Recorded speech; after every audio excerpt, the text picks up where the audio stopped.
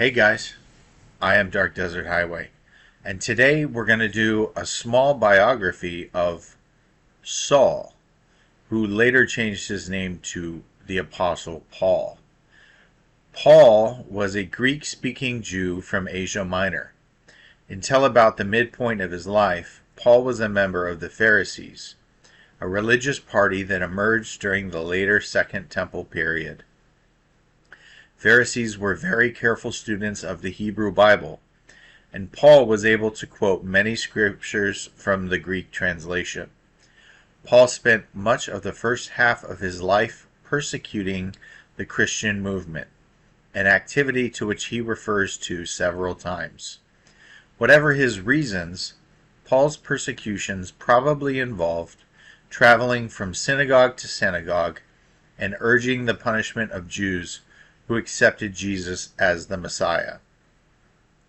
The young Paul certainly would have rejected the view that Jesus had been raised after his death, not because he doubted resurrection as such, but because he would not have believed that God chose to favor Jesus by raising him before the time of the judgment of the world. Disobedient members of synagogues were punished and rejected by light flogging with whips. Paul was on his way to Damascus when he had a vision that changed his life. According to Galatians 1:16, God revealed his Son to him. More specifically, Paul states that he saw the Lord, though the book of Acts claims that near Damascus he saw a blinding bright light. Following this revelation, which convinced Paul that God had indeed chosen Jesus to be the promised Messiah, Paul believed that his vision proved that Jesus lived in heaven, that Jesus was the Messiah and God's Son, and that he would soon return. Moreover, Paul thought that the purpose of this revelation was his own appointment to preach among the Gentiles.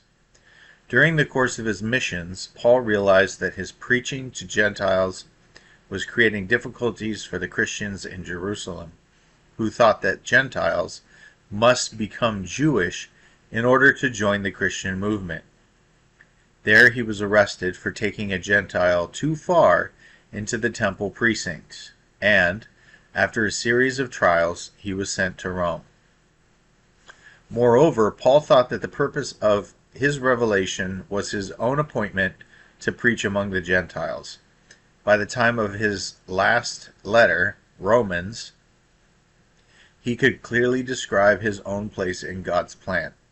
The Hebrew prophets, he wrote, had predicted that in the days to come, God would restore the tribes of Israel and that the Gentiles would turn to worship the one true God. Paul maintained that his place in this scheme was to win the Gentiles, both Greeks and barbarians, the common term for non-Greeks at the time. Moreover, he had to spend much, possibly most, of his time working to support himself. As a tent maker, he worked with leather, and leather work is not noisy. While he worked, therefore, he could have talked, and once he was found to have something interesting to say, people would have dropped by from time to time to listen. It is very probable that Paul spread the gospel in this way.